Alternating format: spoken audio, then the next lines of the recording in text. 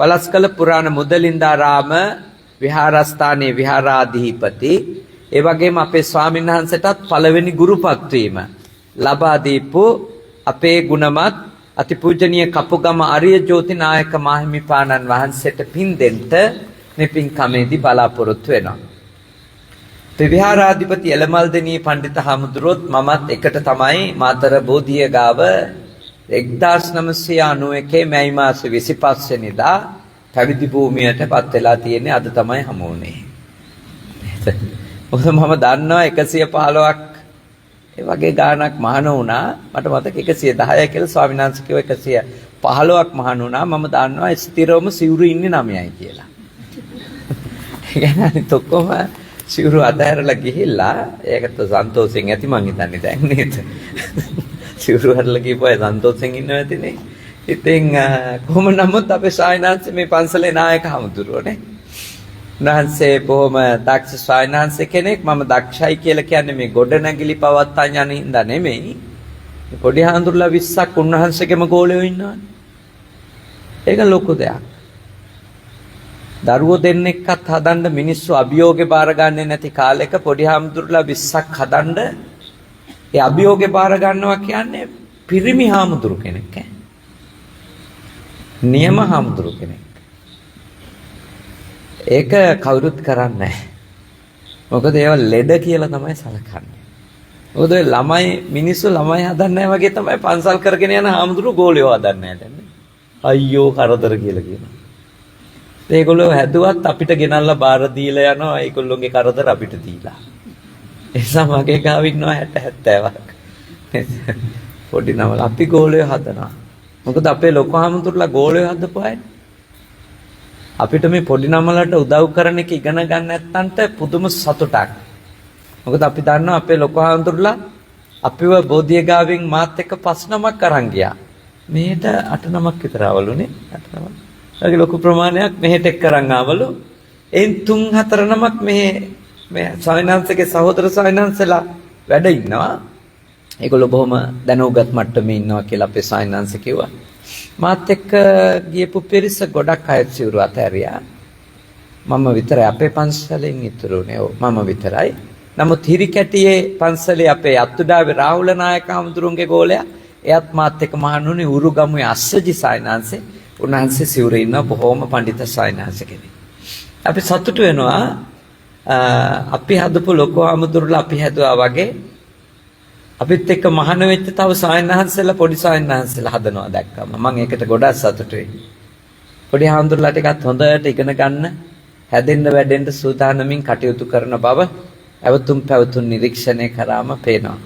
ඒක ගැන සතුටුයි. මේ සමුදු මහත්මයා නේද? සමුදු මහත්තයා ලහිරු මහත්තයා මේ බොහොම ශ්‍රද්ධාවන්ත තරුණ මහත්තයෙක් කියලා පඬිත හාමුදුරුවෝ මතක් කළා. මට එතුමා එක්ක කතා බස් කරන්න එහෙම අවස්ථාව ලැබුණේ නැහැ. මොකද හේතුව මම කාර්යබහුලයි. මගේ මල්ලි තමයි මේකට පෙරත්ත කරලා දිනේ ඉල්ලලා දුන්නේ නේ. එයාත් විදුලි බල මණ්ඩලේ වැඩ කරන නිසා මෙතුමන්ලා එක්ක මට ඉල්ලීම් කරා දිගින් දිගටම මෙහෙම අපේ ඉංජිනේරු මහත්තයෙක් පින්කමක් කරන්න අපේක්ෂාවෙන් ඉන්නවා. මේ සඳහා අවස්ථාවක් කොහොම හරි ලංකාවට වඩින වෙලාවක දෙන්න කියලා කලිනුත් ඉල්ලුවා අවස්ථා. ඒව ලබා දෙන්න බැරි වුණා ගියා බාරේ ආපු වෙලාවේ. නමුත් මේ අවුරුද්දේ මම කිව්වා මම එක අවස්ථාවක් දෙන්නම්. ඒක සුදුසුම කෙනාට ලබා දෙන්න කියලා. යනුව තමයි ඔබතුමාට මේ අවස්ථාව මගේ සහෝදරයා තාව මාත් එක්ක ලබා දීලා තියෙන්නේ. ස්වාමීන් වහන්සේ අවුරුදු 10ක් මාව මෙහෙට වඩම කරවා ගන්න උත්සාහ කළා තියෙනවා. උන්වහන්සේ මට සංඝාවාසෙදි කිව්වා. ඉතින් ඒ අවස්ථාව හම්බුන්නේ නැහැ. මොකද මාත් මේ කාර්යබහුලයි. වැඩිපුර විදේශගතව සිටින නිසා. ඉතින් කොහොම නමුත් ඊටාම සතුටුයි කාලෙකින් මාතර මේ පන්සලේ මේ දේශනාවක් කරන්න ලැබිච්ච එක ගැන. පින්වතුනි මම ඔයත් එක්ක දහම් කරුණක් කතා කරනවා. මේ විමුක්තිය ලබා ගැනීම සඳහා නැත්නම් අපේ සංසාර ගමනේ නිදහස් වීම සඳහා අපි කොයි වගේ දාර්ශනික පදනමක සහ ප්‍රතිපදාවක පිහිටා සිටිය යුතුද කියන එක ගැන මම ඔබත් එක්ක සාකච්ඡා කරනවා. බුදුහාමුදුරන්ගේ පළවෙනි ධර්මදේශනාවේ තියෙනවා ද්වේමේ භික්කවේ උබෝ අන්තා පබ්බජිතේන නසේවි තබ්බා. පින්වත් මහණෙනි, අන්ත දෙකක් ඔබ සේවනය නොකළ යුතුයි. අන්ත දෙකක්. අර පංචවග්ගීය භික්ෂූන් අමතරනේ දේශනා කළේ. කොණ්ඩඤ්ඤ බද්දිය වප්ප මහානාම අස්සජි කියනනේ. ඒ භික්ඛු කියන පදේ තමයි ඒ සයනාන්සලට ආමන්ත්‍රණයට බුදුහාඳුරු පාවිච්චි කරලා තියෙන්නේ. ද්වේමේ භික්කවේ පින්වත් මහණෙනි, ද්වේමේ උබෝ අන්ත දෙකක් නුඹලා සේවනය නොකළ යුතු වෙනවා. මොනවද? කාමසුඛල්ලිකානු යෝගය සහ අත්තකිලමතානු යෝගය. දැන් ඒ තමයි අන්ත දෙක. හැබැයි අන්ත දෙකේ දාර්ශනික පදනම් දෙකක් තියෙනවා. ඔය කාමසුඛල්ලිකානු යෝගීන් කියන පිරිසේ මතවාදය උච්ඡේදවාදය.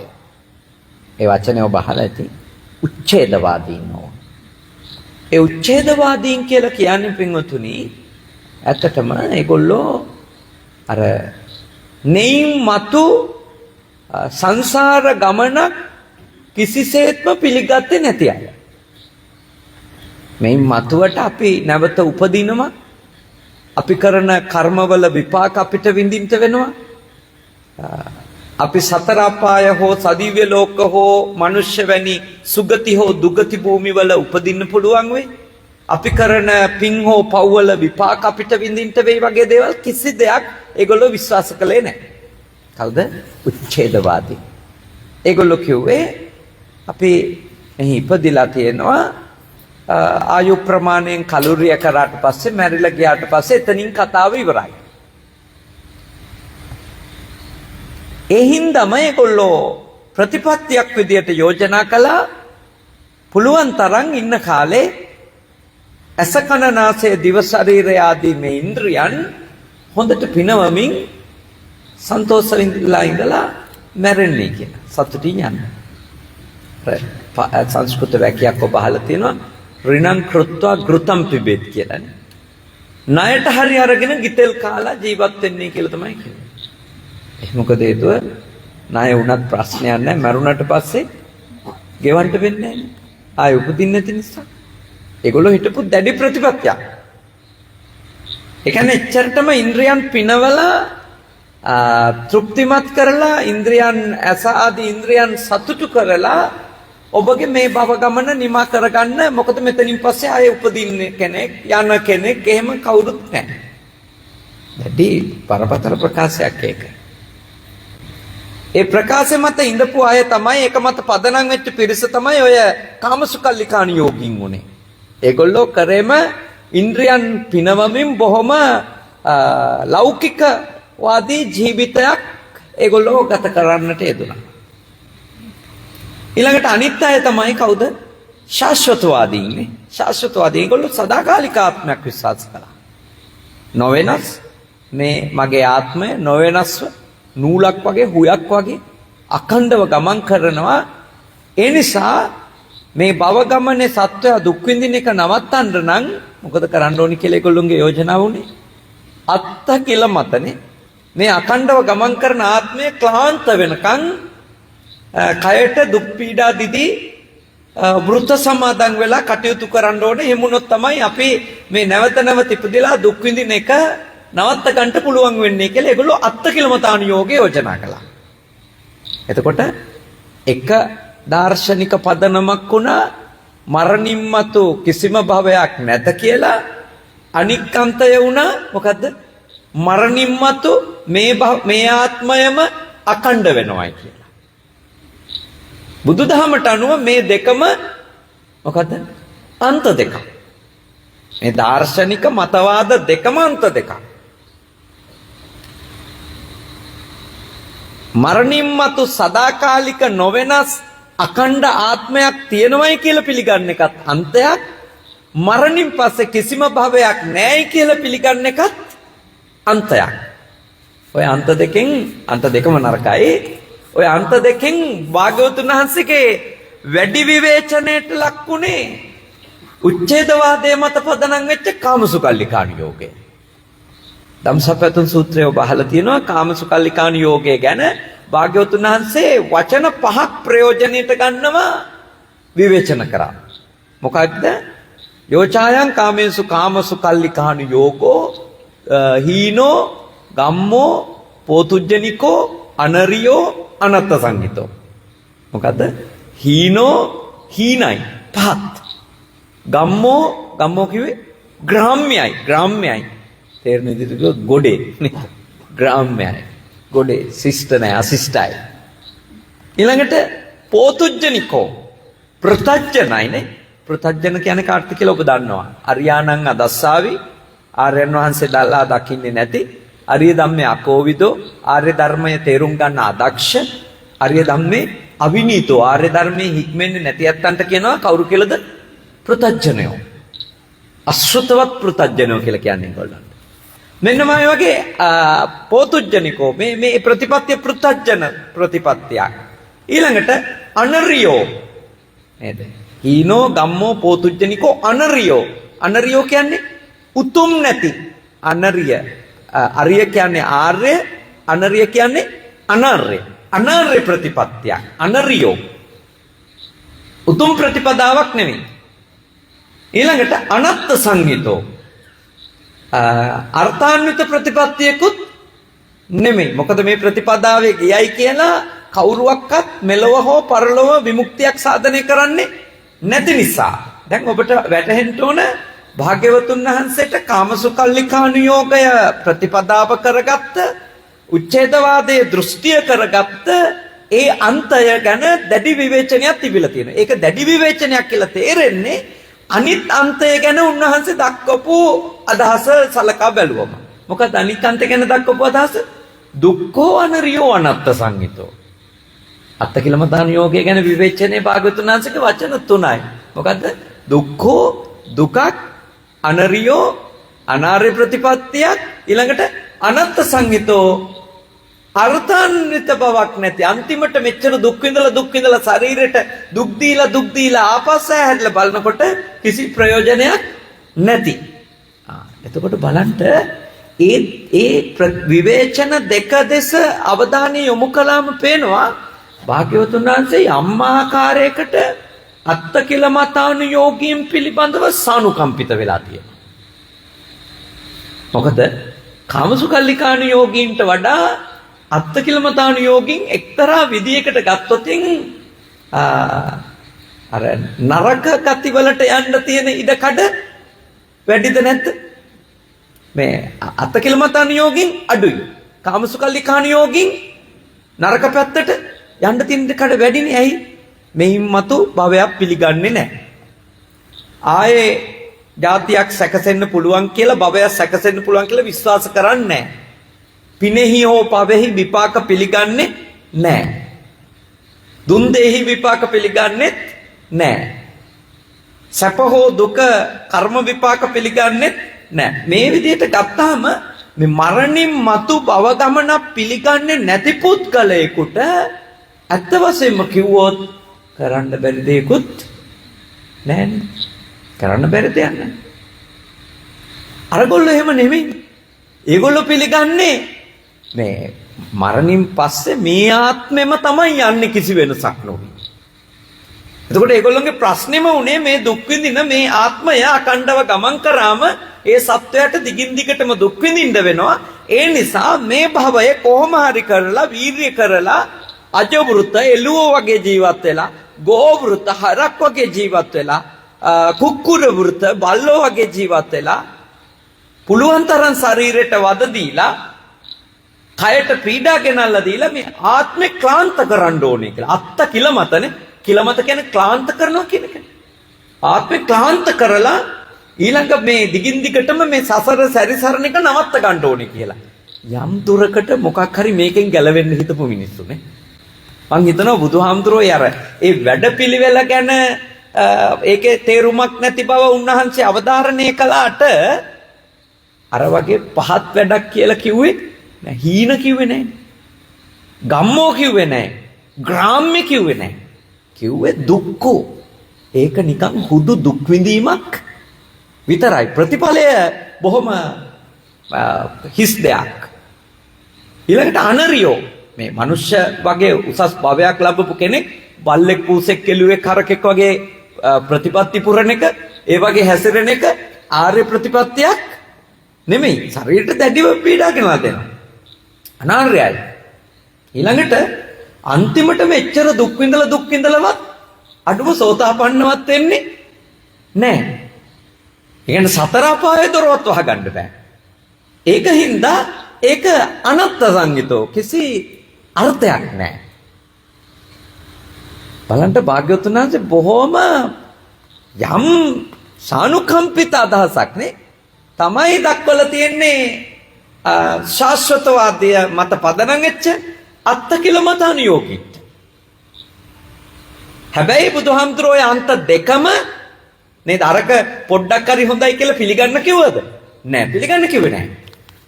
මොකද භාග්‍යවතුන් වහන්සේ බෝසත් අවදීෙදිම ඔය අන්ත දෙක තුලම විමුක්තිය සැනසීම සතුට හෙව්වද නැද්ද? හෙව්වනේ. අවුරුදු 29ක් හෙව්වේ මොන අන්තෙද? කාමසුඛල්ලිකාණ යෝගනේ.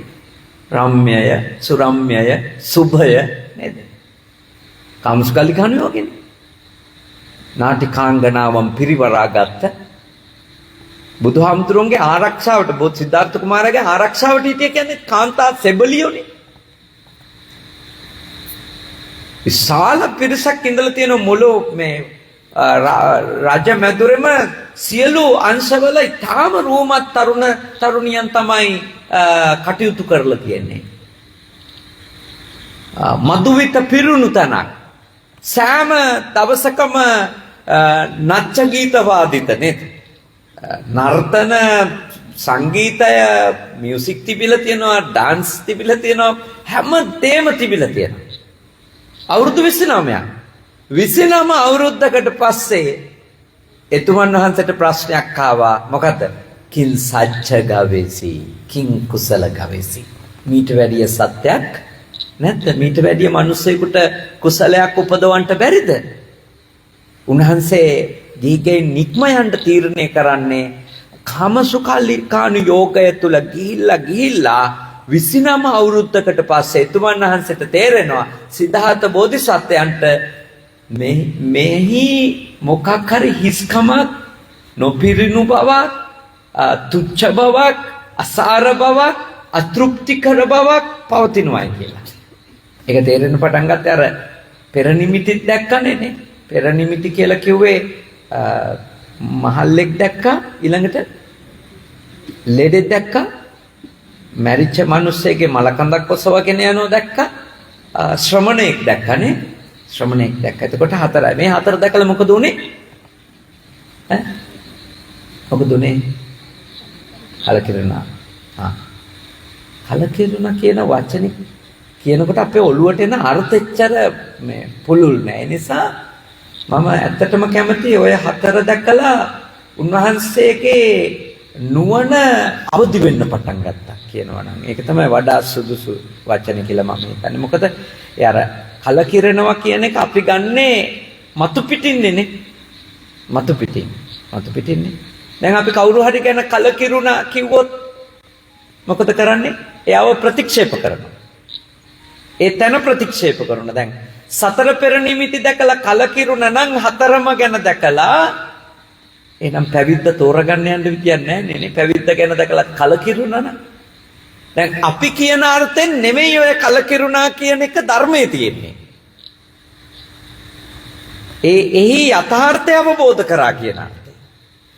තව දුරටත් ඒ ජීවිතයේ ඔය ගමන් කරමින් ඉන්න දිසානතිය පිළිබඳව තිබුණු අර ඇලීම ඉවර කරගත්තා කියන්නේ. ඇත්තටම උනේ මොකක්ද?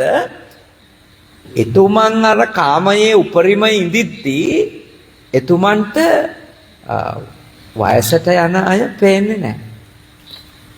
වයසට යන අය පේන්නේ නැහැ.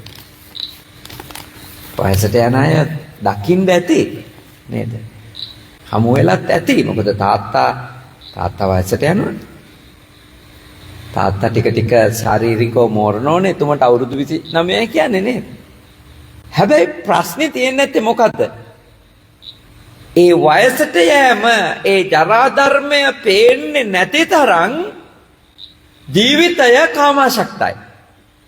කාමභෝගී. ඒ කාමභෝගී භවයේ ඉන්න අය නිතර කියන එකක් නේ වයස කියන්නේ ඉලක්කමක් විතරයි කියලා නේද? වයස කියන්නේ ඉලක්කමක් විතරයි කියලා කියන අය මම ඕනි තරම් දකිනවා මේ කාලේ සමාජ මාධ්‍ය ඇතුලේ නේ. ඒ කියන්නේ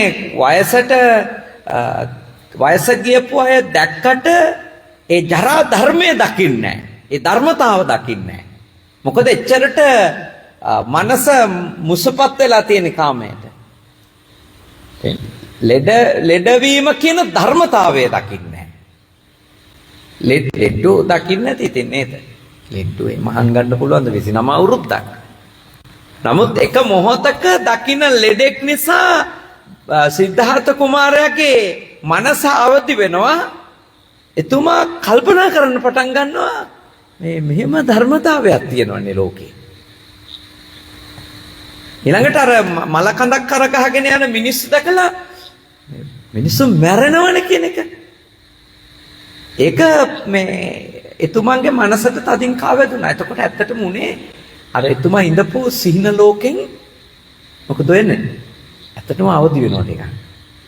සිහින ලෝකෙන් අවදි වෙනවා. පූර්ණ අවදිය නෙවෙයි. යම් ආකාරයකට ආලෝකයක් එතෙන්දි තමයි පහළ වෙන්නේ. ඒ සංඥා තුනක්. ඊළඟට අර හතරවෙනි ශ්‍රමණයන් වහන්සේ කියන්නේ මේ ක්‍රමයෙන් නිදහස් වෙන්න වීර්ය කරන පිරිසකුත් තව ඉන්නවා කියන සංඥාව. ඒ කියන්නේ මේ ජීවිතේ දුකයි මේකෙන් ගැලවෙන්න ඕන කියලා හිතපු අය බෝධිසත්වයෝ බුද්ධත්වයට පත් වෙන්න කලින්ම හිටියද නැද්ද? හිටියා. මේ ශ්‍රමණ සම්ප්‍රදාය කියලා එකක් තිබුණා. උපනිෂද් මුනිවරු හිටියා. එහෙම ශ්‍රමණ සම්ප්‍රදාය නියෝජනය කරන අය ජෛනයෝ එහෙම හිටියා. ඒගොල්ලෝ යම් ආකාරයක ඒගොල්ලෝ ගියපු ප්‍රතිපත්තිය වැරදි වෙන්න පුළුවන්. ඒගොල්ලෝ දාර්ශනිකව නිවැරදි වුණා නැති වෙන්න පුළුවන්. හැබැයි ඒගොල්ලොන්ට යම් අදහසක් තිබුණා. මොකක්ද? මේ ගමන හරි දුක්ඛිතයි මේකෙන් අපි ගැලවෙන්න ඕන කියලා. ඒ හින්දා තමයි එහෙම කණ්ඩායම් හිටියේ. එතකොට බෝධිසත්වයන් වහන්සේට මේ ශ්‍රමණයාගේ රූපය දැක්කම අදහසක් ආවා මටත් බැරිද මෙන්න මේ පරිශ්‍රණයට එකතු වෙන්න. එතනින් තමයි කිං සච්ච ගවේසි කිං කුසල ගවේසි කියලා ගිහි ගෙයින් එළියට යන්න තීරණය කරා. එතන උනේ ඇත්තටම මේ අවබෝධය වැඩි වෙන්න පටන් ගත්ත එක. දැන් අපිට මහලු අය 1000ක් හම්බුණත් අපි මහලු වෙන්න පුළුවන් කියන එක ඔළුවට එන්නේ කොච්චර අඩු වෙනද නේද? ලෙඩ්ඩු කොච්චර හම්බ වෙනවද අපිට? මොනතරම් අපි ලෙඩ්ඩු බලන්න යනවද? හැබැයි ලෙඩ්ඩු බලන්න කියයි කියලා ඒගොල්ලොන්ට මේ තැඹිලි ක්‍රීම් කැකරුයි ගෙනහිල්ලා දීලා එනවා මිසක අපිත් ලෙඩ වෙනවාය කියන ධර්මෙට අපි ගොදුරු වෙනවයි කියලා ඔළුවට යන ප්‍රමාණය අඩුද නැද්ද? මේ මාතර කනත්ත තියෙන්නේ නේ. මේ කිට්ටුව නේද කනත්ත තියෙන්නේ. මට මතක විදිහට කනත්ත මේ කිට්ටුව තියෙන්නේ. මේ කනත්තට කොච්චර ඔය ඇත්තෝ යන්නේ නැද්ද මලකෙවල වලටනේ? මරණ වලට, භූම දාන වලට. පස්සෙන් යනවනේ. මිනිහ පිටිපස්සෙන් යනවා. අඬ යනවා. චාරිත්‍රයට යන්න ඕන නිසා කතා කර යනවා.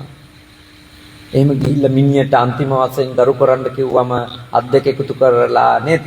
වඳිනවා හෝ මැරිච්ච මිනිස්සයාට ආචාර සමාචාර කරනවා. අපේ ජීවිත කාලේ මලමිනි කොච්චර දැකලා තියෙදනේ? ගිහියන්ට වඩා හාමුදුරුවෝ තමයි මලමිනි වැඩිපුර දැකන්නේ. පාන්සකුල වලට යනවනේ. හරියට මලකෙවල් වල යනවා. ඒ ඔය ඇත්තොත් මලකෙවල් වල යනවනේ කොටක්. ගියාට කිසි දිනක ඊළඟට මම මැරෙන්න පුළුවන්ද කියලා හිතන්නේ නැහැ. ඇත්ත වශයෙන්ම ඕනම මලගෙදරකට ගියාට පස්සේ වටපිට බලලා ඊළඟට මේ ආච්චියයි අර සීයා තමයි ඊළඟට කියලා ගාන හදනවා මිසක ඒකට මම අයිති කරගන්නේ මොන හේතුවක් නිසාවත් මම සහ මගේ අය අයිති කරගන්නේ නේ. අපි එක එක්කෙනා ඔළුවේ දාගෙන යන අරයකට තමයි ඊළඟට දැන් තමයි හැරමිටි ගහනවා.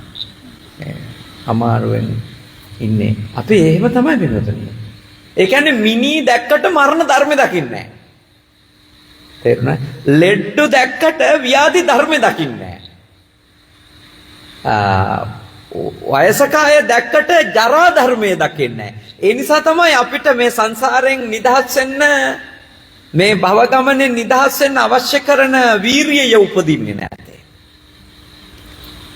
අපිට ඒව නිකන් රූප රාමු විදියට සංස්කෘතික අවස්ථා විදියට අපි ඒවට ගිහිල්ලා එතනින් නිදහස් වෙලා එනවා පින්වතුනි. සිද්ධාර්ථ කුමාරයා ඔය කාමසුකල්ලිකානු යෝගයෙන් එයාගේ මනස එළියට යන්නේ මේ සතර පෙර නිමිති දැකීමත් එක්ක. දහම් පාසලේ දරුවෝ 1000 ගණක් ඉන්නවා කිව්වා. ඒගොල්ලෝ මේ සතර පෙර නිමිති ගැන ඉගෙන ගන්නවා. මේවයි මේ ගැඹුරු තැන්වලට ඉගෙන නොගත්තට ප්‍රශ්නයක් වෙන්නේ නැහැ. දහම් පාසලේ ඉගෙන ගන්න කාලේ හැබැයි ටිකක් මුහුකුරා යනකොට මේවයි දාර්ශනික අර්ථ ඉගෙන ගන්න ඕන නේ. නැත්තම් මේ අවබෝධයට ඒව ලං කර ගන්නට අවස්ථාව හම්බෙන්නේ නැහැ. සතර පෙර නිමිති දැන්ට කටපාඩම් තියෙන එකත් ලොකු දෙයක්. ඒකේ ගැඹුරු අර්ථ මොනවද කියලා හොයන එක පස්සේදී.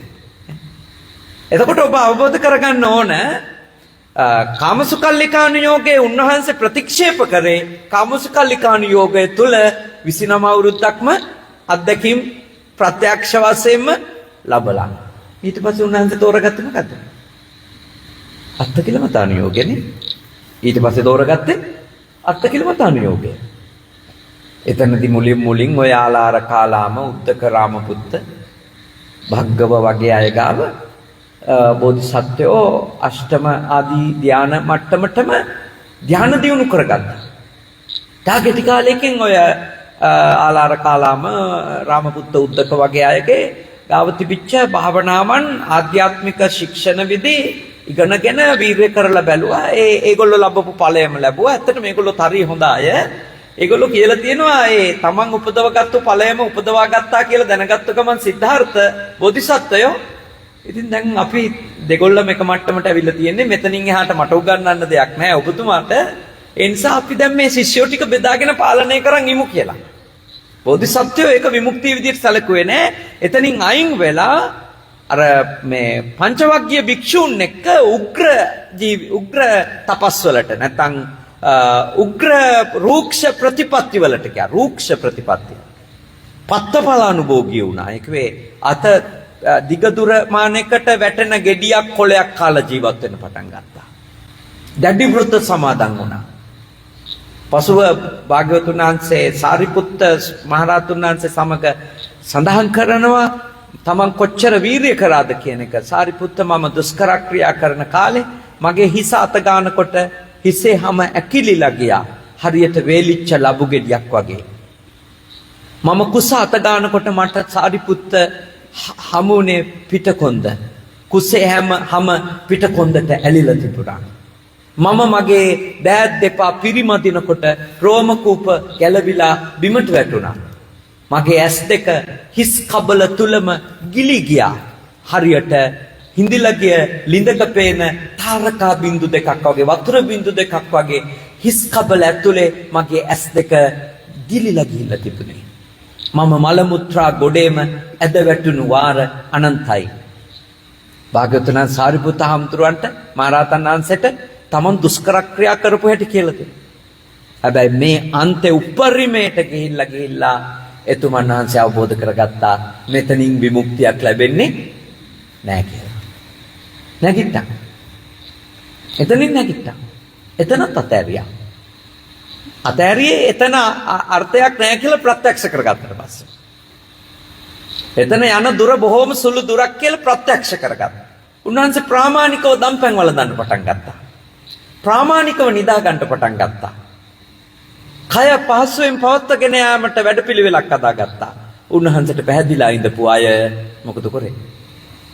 අතහැරලා ගියා. සිද්ධාර්ථ වැඩේ අතහැරියා. මාරයාට අහු වුණා නේද? ආයිතින් යා ගමනක් නැහැ කියලා පංචවග්ගීය භික්ෂූන් විගදාහි සිපතනෙටම ගිහිල්ලා. ඒගොල්ලෝ අතහැරලා ගිහලා යාළුවෝ පස් දෙනාම සිද්ධාර්ථ අසමත් වුණා කියලා දාලා යනවා. අපිට පේනවා පින්වතුනි භාග්‍යවතුන් වහන්සේ මේ අන්ත දෙකෙන් නිදහස් වෙන්න ඕනි කියලා පළවෙනි දේශනාවේදී පැහැදිලි කරන්නේ ඒ අන්ත දෙකම අනර්ථවත් බව එහි යෙදිලා ඒ ඇතුළේ ජීවත් වෙලා ප්‍රත්‍යක්ෂ වශයෙන්ම අවබෝධ වුණාට පස්සේ දැන් මෙතන ඔබට පැහැදිලි කරන්න පොඩි කොටසක් තියෙනවා. ඒ තමයි ගොඩාක් වෙලාවට මේ අපේ ඔළුවට ගිහිල්ලා තියෙනවා මේ බුදුහාමුදුරුවෝ 6 අවුරුද්දක් බෝධිසත්වෝ දුෂ්කර ක්‍රියා කරලා බුද්ධත්වයටපත් වුණා කියලා. මොකක්ද ඔළුවට ගිහිල්ලා තියෙන්නේ? 6 අවුරුද්දක් දුෂ්කර ක්‍රියා කරලා බුද්ධත්වයටපත් වුණා. එතකොට නිකන් ඒකේ අර්ථය මොන වගේද යන්නේ? 6 අවුරුද්දක් දුෂ්කර ක්‍රියා කිරීමේ ප්‍රතිඵලයක් ලෙස බුදු වුණා වගේ එකක්. ඒක නිවැරදි අර්ථයක්ද? ඒක සම්පූර්ණ වැරදි. නිවැරදි නෙවෙයි, සම්පූර්ණ වැරදි. ඒක මතක තියාගන්න. 6 අවුරුද්දක් දුෂ්කර ක්‍රියාපිළිවෙතක් ඇතුලේ උන්වහන්සේ උත්සාහ කළා අත්කිලමතාන යෝගය තුල විමුක්තිය හොයාගන්න. හැබැයි එයින් විමුක්තිය ලැබෙන්නේ නැහැ කියලා තේරුණාම සිද්ධාර්ථ කුමාරයා ඒ අන්තෙන් නිදහස් වුණා. මජ්ක්‍ධිම පටිපදා නේද? මධ්‍යම ප්‍රතිපදාවක් අනුගමනය කරන්න ගත්ත සෑම කරුණක් සම්බන්ධව. එහිඳ පින්වතුනි කවදාකවත් ඔළුවට දාගන්න එපා, ළමෙක්ටවත් කියලා දෙන්න එපා බෝධිසත්වය බුදු වුණේ දුෂ්කර ක්‍රියා කරපු හින්දා කියලා. දුෂ්කර ක්‍රියා කරපු හින්දා උනේ 6 අවුරුද්දකට කල් ගිය එක විතරයි. තේරුණානේ? ඒ කියන්නේ තව කල් ගියා එච්චරයි උනේ. නැතු බුදු වුණේ දුෂ්කර ක්‍රියා හින්දා. මොකද ඒක හරියට අවබෝධ කරගන්නයි කියලා ඔබට යෝජනා කරන්නේ. මිනිස්සු මේ වැරදි අවබෝධෙත් එක්ක ඔළුවට දාගන්නවා කවුරු හරි නිවන් මඟ පුහුණු වෙනවා නම් එයා අනිවාර්යෙන්ම කොහොම ඉන්න ඕනද? දුෂ්කර ක්‍රියා කරන මට්ටමේ කෙනෙක් විදිහට තමයි ජීවත් වෙන්න ඕනේ කියලා. දැන් ඔය ඇත්තෝ අපි කියමුකෝ දහම් මඟ පුහුණු වෙනවා. හොඳට බණ අහනවා, කල්යාණ මිත්‍රයෝ ඇසුරු කරනවා, භාවනා කරනවා, ධර්ම සාකච්ඡා කරනවා, ඒව ඔක්කොම කරගෙන යනවා. සිල් රකින්නවා. හැබැයි ඔබ මේ එළිය පහළියට යනකොට ලස්සනට ඇඳලා යනවා. හොඳ යාන වාහන පාවිච්චි කරනවා. එතකොට බලන් ඉන්න කවුරුවක්වත් ඔබ ධර්මයේ පුහුණු වෙනවයි කියලා පිළිගන්නවද? පිළිගන්නේ නැහැ. ඔබ ධර්මයේ පුහුණු වෙනවා කියලා පිළිගන්න නම් මිනිස්සු බහුතරයක් හිතනවා ඔබ ලස්සනට අඳින එක නවත්තන්න ඕන නේද? සුවපහසු දේවල් පාවිච්චි කරන එක නවත්තන්න ඕන. අන්න එහෙම නැවැත්තුවොත් තමයි විශ්වාස කරන්නේ. හාමුදුරු කෙනෙක් වුණා නිවන් මඟ පුහුණු වෙනවයි කියලා විශ්වාස කරන්න නම් ටිකක් ඉරිච්ච වගේ සිවුරු අඳින්න ඕන. නැත්නම් ඒතර පිළිගන්නේ නැහැ එහෙම. මිනිස්සු හරි කැමති එහෙම මේ ඉරුණු කෑලි කපලා මූට්ටු දාපු සිවුරක් වගේ හාමුදුරු කෙනෙක් ඇඳන් යනවා නම් පුදුම විදිහට මිනිස්සු ඇත්තටම පහදිනවා. හාමුදුරු කෙනෙක් මේ සෙරෙප්පු එහෙම නොදා යනවා නම් මිනිස්සු හරි සතුටුයි. හරිම කැමති මිනිස්සු හරියට මේ පිටිකන්නවා. ඒක මේ දැන් මම වුණත් ඔය සමහරලාවට සෙරෙප්පු දෙක වාහනේ තියලා මම වහිනවා. මේ අර පෙරහැරවල් වල වඩම්මන් යනෝනේ ටිකක් දුර. ගම්වලට එහෙම ගියාම මං ගොඩක් වෙලාවට අර වැලි පා ගන්නට තියෙන කැමැත්ත නිසා මම සෙරෙප්පු දෙක තියලා වහිනවා. එතකොට මිනිස්සු ටිකක් මේ ඕනවට වඩා මට ගෞරව කරනවා. බලන්නකො සෙරෙප්පු දෙකවත් නැහැ. නේද? සෙරෙප්පු දෙකක්වත් නැද්ද කොහෙද? ඒකට අපේ පන්සල් වල කියලා මේ ගමේ පන්සලේ හාමුදුරුවන්ගේ පළුව අරිනවා. මම සෙරෙප්පු දාන්න යන්නේ නැතුව ඒ වෙලාවට බහින්නේ මට අර මම නිතරම වාහනේ ඉන්නේ. ලංකාවේ ඉන්නකොට නිතරම වාහනේ ඉන්නේ. ඒට මේ ට්‍රැවල් කරන. එතකොට මට අර ඇවිදින කොටසේ ගොඩාක් වෙලාවට මම චුට්ටක් අර පොළවේ පස් පෑගෙන වැලි පෑගෙන කැමති. ගොඩාක් වෙලාවට මං ඇවිද්දන් යන කොටසේ පාවඩ දානවා. එතකොට සෙරෙප්පු දාන්න ඕනි නෑ. තේරුණානේ? දැන් ඔය ඇත්තත් මේ පාවඩ දැම්මේනේ. එහෙම එකක් තියෙනවා. ඉතින් සෙරෙප්පු දාන්න යන්නේ නැති වුණාම හාමුදුරු කෙනෙක් හරි නිවනට ගොඩාක් ලං වෙච්ච කෙනෙක් විදිහට සලකනවා. දවල් 12ට විතර මේ තාරපාරේ යනවා නම් සෙරෙප්පුත් නොදා තවත් පාදිනවා. අන්න බලන්න මේ ගිනි කූට්ටක අවුවේ වුණත් මේ සායනාන්ත කොච්චර සිල්වත්ද? සෙරෙප්පු දෙකක්වත් නැහැ. අන්න නියම නිවන් මඟ වඩන හාමුදුරුවරු කියලා පෙන්නනවා. හරිනම් මොලේ තියනම් කරන්න ඕනේ. ඒ ආන්දරුන්ට අර බාට සෙරෙප්පු දෙකක් හරි අරන් දෙන්න ඕන. ආන්දරුනේ දියපට්ටයක් ආවොත් ඩයබටික් වැඩි නම් කකුල කපන්න වෙයි තුවාලේ ඕන කරගන්න.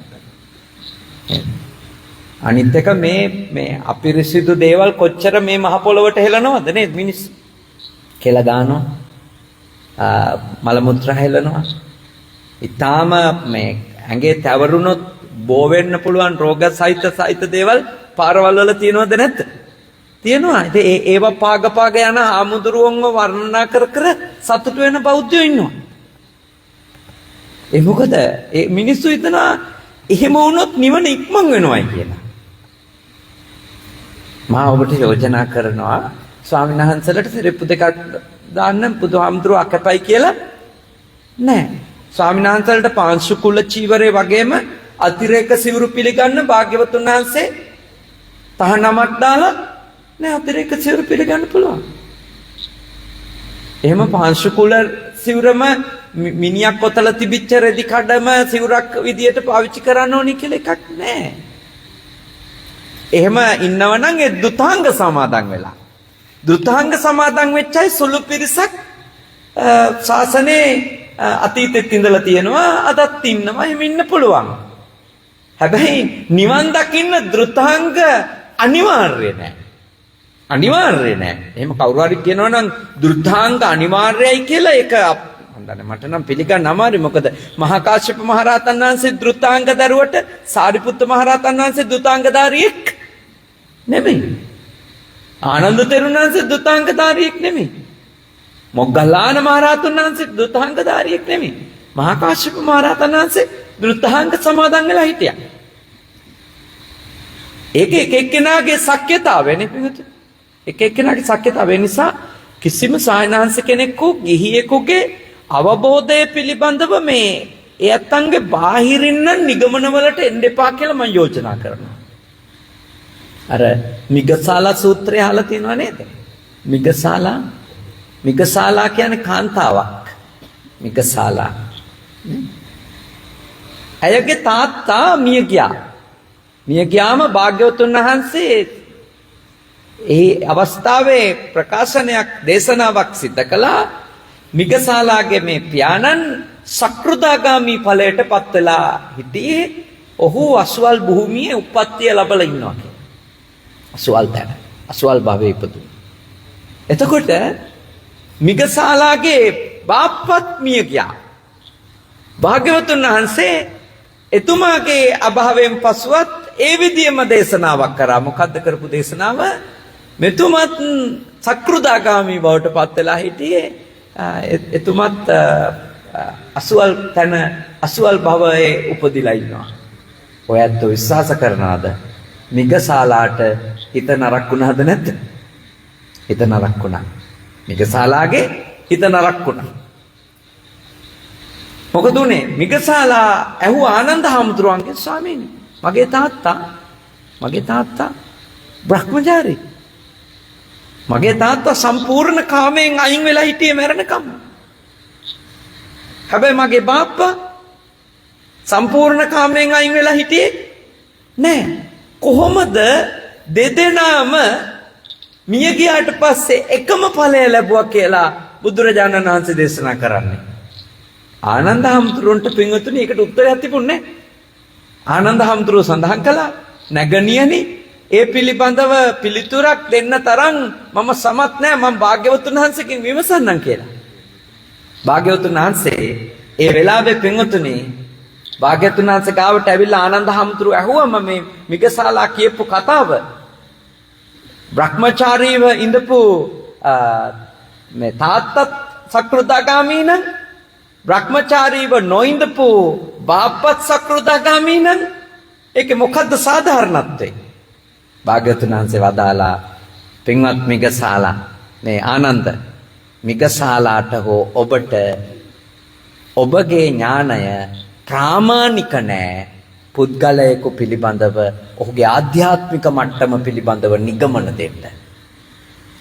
එහෙනම් පින්වතුනි මම ඔබට යෝජනා කරනවා එවැනි නිගමන දෙන්න නම් ඒ නිගමන දෙන කෙනා ලෞතර බුදුරජාණන් වහන්සේ නමක් හෝ ඊට සමාන නුවණක් දිනු කරපු කෙනෙක් වෙන්නම ඕනි. ඒ නිසා කාගේවත් ගිහියෙක්ගේ හෝ පැවිදෙකුගේ මේ බාහිර ස්වභාවය මත විමුක්තියේ ධර්ම තීරණය කරන්න යන්න එපා. අවබෝධයේ ධර්ම තීරණය කරන්න යන්න එපා. සීලයේ ධර්ම තීරණය කරන්න යන්න එපා. පොඩි හමුදුරුවෝ ඉන්න පුළුවන් මාර්ගඵල ලැබලා. ඉන්න පුළුවන්. එහෙම එක අවස්ථාවක් අපිට හමු වෙනෝනේ බණ පොතේ නේද? අර පොඩි හමුදුරුවෝ දානෙට වඩම්මන් යනෝනේ ලොකු ස්වාමීන් වහන්සේ නැති වෙලාවේ. එතකොට පොඩි හමුදුරුවෝ මොකද කරන්නේ? මග යද්දී පොඩි දිය කඩਿੱත්තක් හම්බ වෙනවා නේද? යම් ප්‍රමාණයක දිය කඩਿੱත්තක් හම්බ වෙනවා පොඩි හමුදුරුවෝ ඒකට උඩින් පයින්නවා. දැන් දානෙට වඩම්මන් යන දායකයා මේ ඒක දැක්කා. අයියෝ මගේ දානෙට වෙච්ච වැඩේ. මේ උන්නාන්සේ මේ දිය කඩਿੱත්තට උඩින් පැන්න හැටි. හරි දුසිල්වත් කොහෙදයි? නේද? කමක් නැහැ. දානි ටිකක් දීලා එවනවා. හැබැයි පිරිකරන්නම් දෙන්නේ නැහැ කියලා හිතේ තියාගත්තා. දානි දුන්නාට. තව ටිකක් දැන් යනකොට ඊට වඩා චූටි දිය කඩਿੱත්තක් හම්බුණා. ඊටත් වඩා පොඩි එකක්. අර පොඩි හාමුදුරුවෝ හොඳටම පනින්න පුළුවන් එකේ මොකද කරේ? බැහැලා ඒකින් ඇවිදගෙන යන්න ගත්තා. දැන් මනුස්සයාට හරි පුදුමයි. මේ චූටි එකෙන් පනින්න පුළුවන් එකෙන් බැහැලා යනවා ටිකක් ලොකු එකෙන් උඩින් පනිනවා. ඇහුවා පොඩි හාමුදුරුවන්ගෙන් ඔබ වහන්සේ අර බැහැලා යන්න ඕන එකෙන් උඩින් පැන්නා. දැන් මේ පොඩි එකෙන් හොඳට ඒකම බැහැලා ඒ වතුර පාගගෙන යන මොකද හේතුව? නෑ ඒකෙන් උඩින් පැනලා පිරිකර නැති වුණා. මේකෙත් පැන්නොත් දානෙත් නැති වෙනවා. බලනකොට උන්වහන්සේ බොහොම මේ පරචිත්ත විඥානන ඥානය පවා දිනු කරපු සායනාංශ කෙනෙක්. එතන පින්වතුනි හොඳට අවබෝධ කරගන්න ඕනේ අපි දේවල් පුද්ගලයෝ ගැන ප්‍රමාණ කරන්ට යන්න කලබල වෙන්න හොඳ නෑ. මොකද අපේ රටේ අතකෙලමතානුയോഗයෙන් නිවන් දකින්න පුළුවන් කියලා හිතන පිරිස් තාමත් ඉන්නවද නැද්ද? ඉන්නවා. ඒක හොඳ තත්වයක් නෙවෙයිනේ. භාග්‍යවතුන් වහන්සේ වදාළේ අතකෙලමතානුയോഗී ක්‍රමවලින් නිවන් දකින්න බෑ. හැබැයි ඒකෙන් කියනවද හාමුදුරුවෝ ගිහියෙක් වගේ ලෞකිකත්වයේ යන්න ඕන කියලා? නෑ.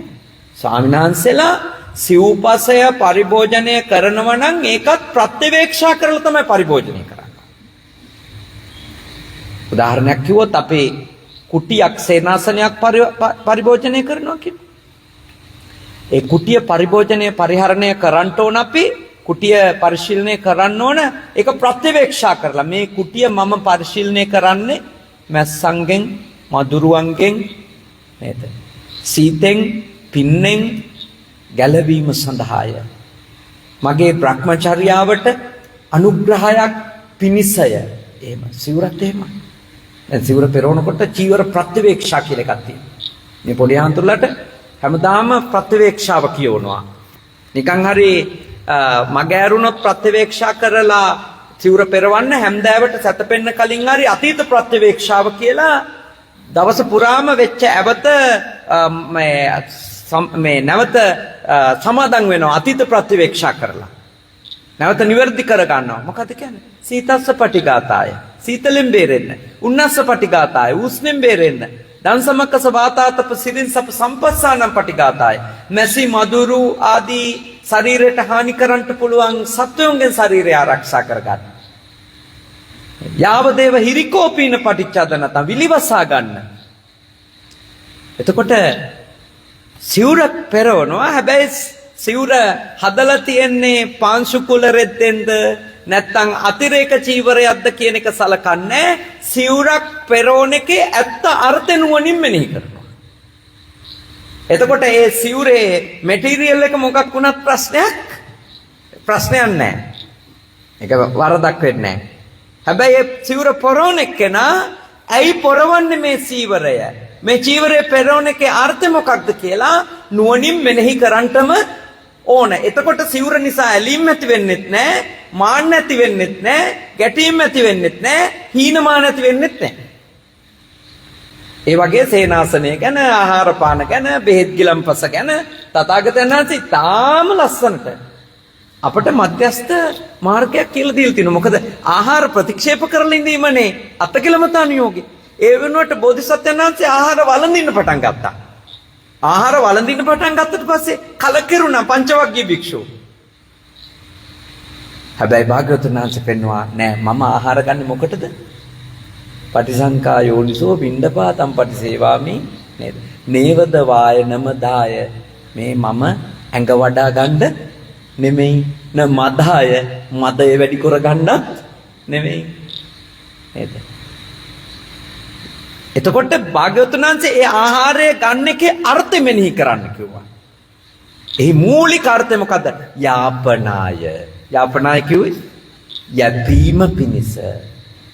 ඉමස්ස කායස්ස තිතියා මේ කය පවත්වගෙන යන්න. අන්න කෑම කන එක අතෑරියට නිවන් දකින්නේ නැහැ. නේද? කෑම කන එක අතෑරියට නිවන් දකින්නේ නැහැ.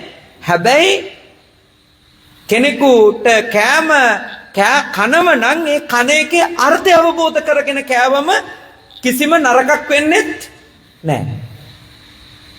ආහාර ගන්න ප්‍රමාණය මත නෙවෙයි නිවන් අවබෝධ වෙන්නේ.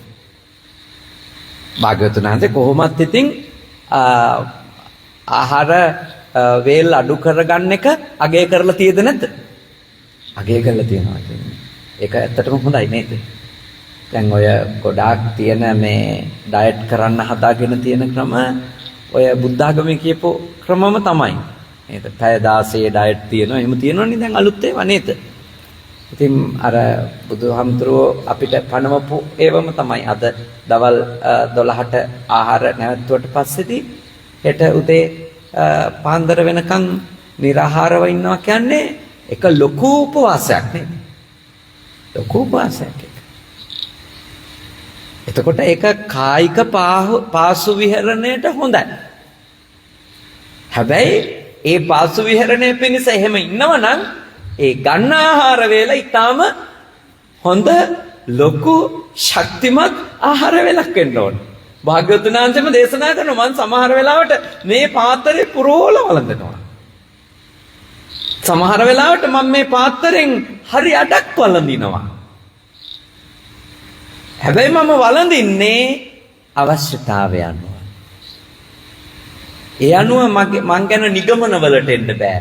ඒ නිසා පින්වතුනි හොඳට අවබෝධ කරගන්න ඕන අපි මේ කාමසුකල්ලිකානුയോഗය ප්‍රතික්ෂේප කර කර අත්කිලමතානුയോഗය වැළඳගත්තයි කියලා නම් අපි කවුරුක්වත් නිවනට ලං වෙන්නේ නැහැ. අපි හැම වෙලාවකම අපගේ ජීවිතය පවත්වාගෙන යන්න අවශ්‍ය කරන මූලික අවශ්‍යතා ටික භුක්ති විඳට කිසිම ප්‍රශ්නයක් නැහැ. කිසිම ප්‍රශ්නයක් නැහැ. හැබැයි අපි මේ භුක්ති විඳින ඒ ප්‍රයෝජනෙට ගන්න හැම දෙයක් ගැනම හොඳ අවබෝධයක් තියෙනවනේ. එතකොට ඇඩික්ට් වෙන්නෙත් නෑනේ. දැන් ආහාරයේ නුවණින් ප්‍රත්‍යවේක්ෂා කරලා වළඳනවා නම් කැම ගන්නවා නම් ඒ ආහාරයට ඇබ්බැහි වෙන්නේ නැහැ. එතකොට අර නීඩ් විතරයි නේද? අවශ්‍යතාවයට විතරයි ගන්නෙ. ආශාවට නෙමෙයි. එතකොට කන ප්‍රමාණය ඔක්කොම තීරණය වෙනවා ඉක්මනින්ම. දැන්ට වෙලා තියෙන්නේ අර අපි පරිහරණය කරන දේවල් ආසාවේ වහලුම් වෙලා පරිහරණය කරන නිසා අපිට සීමාව තේරෙන්නේ නැහනේ. සීමාව තේරෙන්නේ නැහැ. භෝජනේ මත්ඤ්‍යතා කියන එක නෑ. ඒ කියන්නේ මාත්‍රාව දන්නේ නැහැ. මාත්‍රාව එක්ක සමහරු අඩුමඩුයි සමහරු ඕනෝට වැඩි. ආහාර කියන්නේ බේතක් නේ. බේතක්.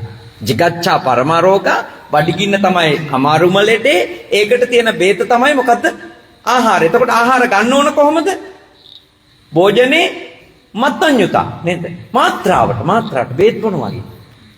අවශ්‍ය ප්‍රමාණය ගන්න ඕන. අනවශ්‍ය ප්‍රමාණය ගන්නත් එපා නේද? අවශ්‍ය ප්‍රමාණය නොගෙන ඉන්නත් එපා. අන්තවලින් අයින් වෙන්න. කෑම කද්දිත් අන්තවලින් අයින් වෙන්න. ඇඳුම් පැළඳුම සම්බන්ධවත් එහෙමයි. ගේ දොර සම්බන්ධවත් එහෙමයි. දැන් අවශ්‍ය ප්‍රමාණයට ගේ දොර හදාගන්න එපා. ඒක තියෙනවා. අවශ්‍ය ප්‍රමාණයට අපේ දේවල් අපි පරිශීලනය කරන්න ප්‍රයෝජනෙට ගන්න ඕනේ. ඒ වයින් අපේ විමුක්ති මාර්ගය අහිරෙන්නේ නැහැ. හැබැයි අපි ඒව නුවණින් පරිශීලනය කරන්න ඕන. නුවණින් පරිශීලනය කරන්න ඕන. ඒ නිසා බුදුදහමේ හැම වෙලාවකම අන්තෙන් අයින් වෙන්න කියනවා. අන්තෙන්. කාමසුකල්ලිකාන යෝගී අන්තෙත් ප්‍රතික්ෂේප කරනවා. අත්තකිලමතාන යෝගී අන්තෙත් ප්‍රතික්ෂේප කරනවා. ඔය අත්තකිලමතාන යෝගී අන්තයට වඩා නේද? භයානකයි කාමසුකල්ලිකාන යෝගී අන්තය. ඇයි? ඒ අන්තේ ඉන්න අයට කරන්න බැරි නරක වැඩක් නෑනේ. කරන්න බැරි නරක වැඩක් නෑ. ඇයි ඒගොල්ලෝ පරලෝ පිළිගන්නේ නැති අය? මෙලෝ පිළිගන්නේ නෑ. අම්මා තාත්තා පිළිගන්නේ නෑ. පින්පව් පිළිගන්නේ නෑ. කරන කර්මවල විපාක පිළිගන්නේ නෑ. ඒගොල්ලෝ තමයි භයානකම. ඇයි ඒගොල්ලෝ භයානක? ඒගොල්ලොන්ට තමන්ගේ පංචකාමය වෙනුවෙන් කරන්න බැරි නරක වැඩක් නෑ. උදාහරණයක් කවුරු හරි ඉන්ද්‍රියන් පිනවන්න යම් යම් දේවල් වලට ඇඩික්ට් වෙනවා, ඇබ්බැහි වෙනවා. එයාට දිගින් දිගටම යද්දී එයාට ධනය මදි වෙනවා. ඒ ඇබ්බැහිය යන්න. ඊළඟට මොකද කරන්නේ? අම්මගෙන් තාත්තගෙන් ඉල්ලන්න පටන් ගන්නවා. ඉතින් දෙන්නේ නැහැ. අම්මා තාත්තා දන්නවා මේ නරක දෙයට ඇබ්බැහි වෙලා මේකට තමයි මේ සල්ලි ඉල්ලන්නේ. දෙන්නේ නැහැ. සමහර වෙලාවට තමන්ගේ ඇබ්බැහිය බලවත් නම් අම්මා මරලා හරි තාත්තා මරලා හරි තමන්ගේ ඇබ්බැහි වෙච්ච දේ ලබා ගැනීම වෙනුවෙන් කටයුතු කරන්න පෙළඹෙනවද නැද්ද? පෙළඹෙනවා. ඒක ශාස්ත්‍රවාදියෙක් කරන්නේ නැහැ. අත්තකිලමතාන යෝගයේ ඉන්න කෙනෙක් මව් මරණ තැනට පියා මරණ තැනට යන්නේ නැහැ. තව කෙනෙකුගේ ජීවිතයක් නැති කරලා දාලා තමන්ගේ පැවැත්ම හදාගන්න හිතන්නේ නැහැ. එහෙම කරන්නේ නැහැ. ශාස්ත්‍රවාදී අත්තකිලමතාන යෝගයේ. හැබැයි උච්ඡේදවාදීන් එහෙම නැහැ. මේ උච්ඡේදවාදීන් කිව්වේ මේ ආගම් ධර්ම පිළිගන්නේ නැති මිනිස්සුනේ. පින්පව් පිළිගන්නේ නැති මිනිස්සු. ඒගොල්ලෝ නවතින්න තැනක් නැහැ නේ යාළුවා. ඒගොල්ලෝ කියන්නේ අර රිණං කෘත්වා කෘතම් පිබෙත් තමයි ණයට හරි අරගෙන ගිතෙල් කන්න මොකද භස්මීකෘතස්සේ දේහස්සේ පුනරාගමන කෘත. මේ බොඩි එක පිච්චුවට පස්සේ එන්න කෙනෙක් නැහැ. යන්න කෙනෙක් නැහැ. භස්මාවශේෂ එක්කහුව වෙනවා මේ පඨවි ධාතුන් එක්ක එක්කහුව වෙනවා නේ. ආපෝ ධාතුන් එක්ක එක්කහුව වෙනවා. වායෝ ධාතුන් එක්ක එකතු වෙනවා. තේජෝ ධාතුන් එකතු වෙනවා. එතනින් කතාව ඉවරයි. ඉතින් පින්වතුනි මොනව කරන්න පුළුවන් එතකොට? ඒකනම් මිනිස්සෙකුගේ අදහන දේ මේ මිනිහට මොනවද කරන්න බැරි? අම්මා මරන්න පුළුවන්. පැවැත්ම වෙනුවෙන් සතුට වෙනුවෙන් පංචකාමී භුක්තියෙන් තාත්තා මරන්න පුළුවන්. සංඝ වේද කරන්න පුළුවන්. රහතන් වහන්සේලා මරන්න පුළුවන්. බුදුහාමුදුරු කෙනෙක් වුණත් ලේසොල්ලන්න පවා ඒගොල්ලන්ට කිසිදු ආකාරයකට වරදකාරී හැඟීමක් තමන් මේ කරන්නේ වරදක් අකුසලයක් කියන හැඟීමක් එන්නේ නැහැ. මොකද ඒගොල්ලෝ ඉන්නේ අන්තේ එහෙම ප්‍රශ්නයක් නැහැ කියන අන්තේ. එහෙම විපාක නැහැ කියන අන්තේ. ඒකින්ද අපි පින්වතුන්ලා බොහෝම බුද්ධිමත්. තමන්ගේ ළමයි ඔය ආගමක් නැත නේද? පින්පව් නැත වගේ මනස්කාත වලින් නම් නිදහස් කරන්න වෙනවා. ඒවට තමන්ගේ දරුවන්ට මඟ පෙන්වන්නටම වෙනවද නැද්ද? වෙනවා. පින මේකය පව මේකය කියලා පුංචි කාලේ ඉඳලා කියලා දෙන්නවා. කරන කර්මවල විපාක එන බව පුංචි කාලේ ඉඳලා ඔලුවට දාන්න. හැම දවසකම. මොකද නැත්තම් බිහි වෙන්නේ උච්ඡේදවාදියෝද නැද්ද? මොකද උච්ඡේදවාදයට ලං වෙන එක හරි ලේසි. මොකද උච්ඡේදවාද කියන්නේ අපේ ඇඟයි හිතයි ඉල්ලන දෙයද නැද්ද? ඉල්ලන දෙය. පින්පව් නැහැ කියලා පිළිගත්ත මොනිකක් කර කර ඉන්න අපිට පහසු වෙන්නේ. දැන් මේ ළමයි පවා අකමැති මොකද? නීති දානවානේ. අරක එපා මේක එපා පොඩි හාමුදුරුවෝ තියෙන තමයි හරි අකමැති අපිට. ලොකු හාමුදුරුවෝට අකමැති. අය අරකට එපා කියනවා මේකත් එපා කියනවා. ඕක ඔය ගාන වැඩි කියනවා මේ ගානට තමයි නීති වලට කැමති නැහැ. ඉතින් කාමසුකල්ලිකානුയോഗය නැත්තම් උච්ඡේදවාදී දර්ශනය මත පදනම් වෙච්ච ඒ මතවාදවල යන එක ඇඟටයි හිතටයි දෙකටම පහසු නිසා හැමෝම ඒකට කැමති. හැබැයි ළමයාට කියලා දෙන්න ඔබ හදන දරුවට තෝරලා දෙන්න මේ අන්තයට ගියොත් ඔයාට කරන්න බැරි නරක වැඩක් නෑ. ඔයා පින්පව් පිළිගන්නවා නම් තමයි ඔයා නවතින්නේ යම් තැනක. ඔයා අම්මා තාත්තා විශ්වාස කරනවා නම් තමයි යම් තැනක නවතින්නේ. කරන කර්මවල විපාක පිළිගන්නව නම් තමයි ඔයා යම් තැනක නවතින්නේ. ඔයාට මම නොහිටියත් මමයි තාත්තයි දෙන්නම මැරිලා ගියත් ඔයා පව් කරන එකක් නෑ. මොකද ඔයා පව් වල විපාක පිළිගන්නවා. ඔයා පින් කුසල් නොකර ඉන්න එකක් නෑ. මොකද ඔයා පින් කුසල් පිළිගන්නවා නම් ඒවයි ආනිසංස පිළිගන්නවා නම් ඇත්තටම ඔබ දරුවෙක් හැදුවොතින් කර්මය කර්ම විපාකය පිළිගන්න මට්ටමට පින්වතුනි ඔබ මිය ගියත් ඒ ළමයා අතරමං වෙන්නේ නෑ. අතරමං වෙන්නේ නෑ. අතරමං වෙන්නේ නෑ කියලා කිව්වේ මේ කැම බීම මේ අඩුව අපාඩුවක් නැතුව ලැබෙයි. ඉස්කෝලේ යවයි කවුරු හරි එකක් නෙමෙයි. එහෙම එකක් නෙමෙයි. මේ කිව්වේ සංසාරය අතරමං වෙන්නේ නෑ. ඔබ මොකද හරි යුතුයකම ඉෂ්ට කළා. දැන් මේ ඉංජිනේරු මහත්තයාටත් දරුවෝ ඉන්නවානේ. එතකොට පොඩි දරුවෝ එතකොට ඒ දරුවන්ට උනත් මුලින්ම උගන්වන්න ඕන දේ තමයි පාපානිවාර්යද පවු නොකර ඉන්න. පවු නොකර ඉන්න. ඒකට කර්මය විශ්වාස කරන්න එපා. ඊළඟට කල්යාණේ නිවෙසෙන්දී පින් කරන්න කුසල් කරන්න දරුවන්ට උගන්වන්න ඕන. තුන්වෙනි එක තමයි සික්කන් සික්කාපෙtti. හොඳ ලෞකික අධ්‍යාපනය නේ. ඒක තුන්වෙනි එක. දැන් අපේ ඔය රවුම මාරු වෙලා තියෙන්නේ. අපි සාමාන්‍යයෙන් හිතන්නේ මේ ඉපදිච්ච දා ඉඳලා මේ ලෞකික විෂයන් ටික උගන්නලා පස්සේ ඉතින් අපි ඉතින් කොහොමද බෞද්ධනේ පස්සේදී පින්පව් ඉගෙන ගනි කියලා මතක තියාගන්න. ලෞකික විෂයන් වල උපරිමයට ගියාට පස්සේ එන මාන්නේ හැටියට ආයේ පින්පව් පිළිගන්න මට්ටමේ මිනිහෙක් හදන්න බෑ. මුලින්ම පින මොකද්ද පව මොකද්ද අඳුරනලා දීලා පිනෙහි යොදවල පවෙන් අයින් කරන්නම ඕන. ඒක මුලින්ම කරන්න ඕන. ඒක මුලට බුදුහාමුදුරු දේශනා කළා. ඒක මුලින් පුහුණු කරන්න ඕනේ. පාපානිවාරෙන්දි තමයි පළවෙනි එක. දරුවන්ට දෙමව්පියෝ ඉෂ්ට කරන්න ඕන පළවෙනි යුතුයකම තමයි පාපානිවාරෙන්දි. කිසිම පවක් කරන්න මේ ළමයින්ට දෙන්න එපා. ඉඩ දෙන්නම එපා. ඇඬුවත්, බෑංගිරි ගැහුවත්, පෙරළුණත්, කන්නේ නැහැ කිව්වත් නේද? මොනවා කිව්වත් පවට ඉඩ දෙන්න එපා. ඉඩ දෙන්න එපා. ඊළඟට ඔබත් පවු නොකර දිගටම ආදර්ශයක් දෙන්නම ඕන. මොකද ඉතින් ඔය ඇත්තෝ අර ළමයාට මොනවා කරත් පවු කරන්න දෙන්නේ නැති වුණාට ළමයාට පේන්න ඔය ඇත්තෝ පවු කරනවනම් ඔය ඇත්තෝ කරන පවු ළමයා දකිනවනම් එතකොට ඔබේ වචනවලට බලය හම්බ වෙන්නේ පොඩි උන් පොඩ්ඩක් කරදඩු උස්මහත් වෙනකන් විතරයි. ඊට පස්සේදී පොඩි උන් කෙලින්ම නැගිටලා ප්‍රශ්න අහනවානේ. ඔයා බොරු කියන ගමන් අපිට බොරු කියන්න එපා කියනවා. ඔයා හැමෝම එක්ක ටෙලිෆෝන් එක බදාගෙන දවසේම කේලම් කිය ඉන්න ගමන් අපිට කේලම් කියන්න එපා කියනවා. මතක තියාගන්න නේද? ඒ කියන්නේ ඔබගේ දරුවා කරදණ්ඩ උස්මහත් වෙනකන් එයාට පොඩ්ඩක් ස්වාධීනව අදහසක් කියන්න හයිය එනකන් ඔබට ওই නාඩගම කරන්න පුළුවන් ආදර්ශ නොදී. ඔබට එයාව බේරගන්න ඇත්තටම ඕන නම් මොකද කරන්න වෙන්නේ? ඔබ අර පුංචි කාලේ අවවාදයක් එයා ලොකු වෙන්න මොකද්ද ලැබෙන්න ඕන? ආදර්ශය. දරුවෙක් නොකල යුතුයයි හිතන දේවල් ඔබද අඛණ්ඩවගේ ඇතුලේ මොනව කරන්න ඕනද? නොකර ඉන්න ඕන. නොකර ඉන්න ඕන. නැතුව බේරගන්න බෑ. අවුරුදු 12 පෙන්නට පස්සේ නම් කොහෙත්ම බේරගන්න බෑ. 12 කිව්වට මම ටිකක් වැඩිපුර දාලා කිව්වේ. දැන් නම් ඉතින් පොඩි උන්ට හරි මොලේනේ නේ. අපේ ඔක්කොම හොර ටික පොඩි උන් හොයාගන්න අවුරුදු 6ක් විතර එනකොට දැන්. ඊට පස්සේ අවවාද එහෙම දෙන්න බෑ. පොඩි උන් ඔක්කොම දන්නවා අපේ හොර. නේද? අපේ වැඩ ඔක්කොම දන්නවා පොඩි උන් අවුරුදු 6 පයින්නකොට. එඳා ගොඩාක් පරිස්සම් වෙන්න.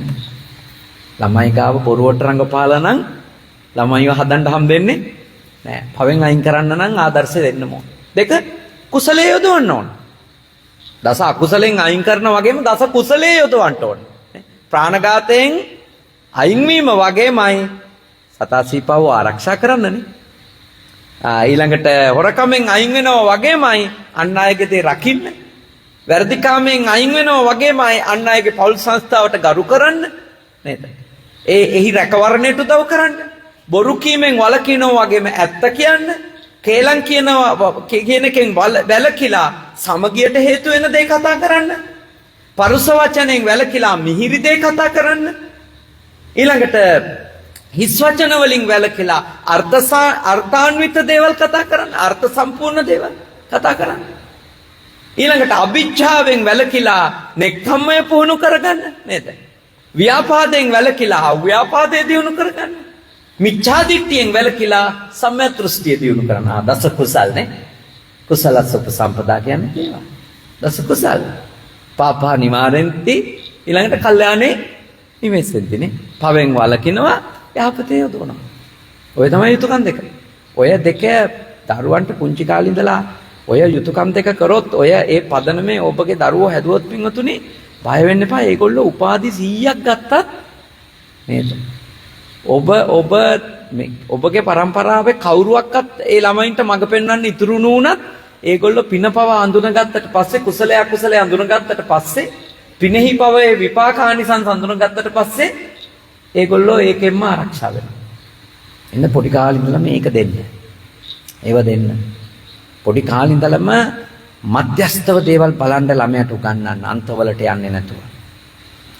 අන්තවලට යන්න දෙන්න එපා. හැම දෙයක් දිහාම මධ්‍යස්තව බලන්න පුරුදු කරන්න. සංසාර ගමනේ නිදහස් වීමත් මධ්‍යස්ත වෙන්න ඕන. සාමාන්‍ය ජීවිතයේ දේවලුත් මොකක් වෙන්න ඕන?